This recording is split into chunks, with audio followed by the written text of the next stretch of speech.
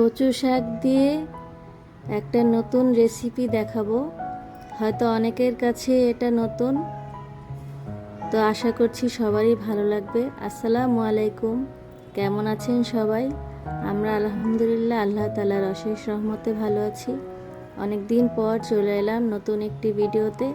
সবাইকে স্বাগতম জানাচ্ছি, আমি মৌসুমি। ভিডিওটি শুরু করলাম সকালের নাস্তা দিয়ে। এই তো আমাদের জন্য ডিম পোস্ট করে নিচ্ছি, আর রুটি বানিয়ে নিয়েছি, কলা, এগুলি দিয়ে আজকে সকালের নাস্তা হবে। তারপর আমি কচু শাক কুটতে বসে যাই। এই তো এইভাবে কচু শাকটা কুটে নেই, তারপর এটাকে ভালো করে ধুয়ে আমি সেদ্ধ করে পানি ঝরিয়ে নিয়েছি।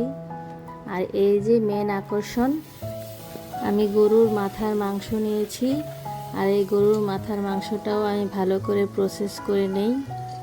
আর তারপর মাংসের সব ধরনের মশলা দিয়ে মাংসটা আমি প্রেসার কুকারে সেদ্ধ করে নেই।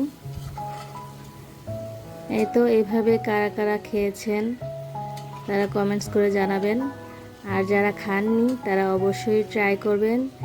দেখবেন বাচ্চা থেকে বড় সবাই চেটেপুটে আপনার কচু শাক খেয়ে শেষ করে দিবে, কারণ এটা এতটাই মজা লাগে যে যারা কোনো দিন কচু শাক খায়নি বা খেতে পছন্দ করে না তারাও অনেক পছন্দ করবে। তো এই তো মাংসটা সেদ্ধ করার পর এই যে আমি এখানে এই মাংসটা কড়াইতে আবার ঢেলে নিয়েছি প্রেসার কুকার থেকে।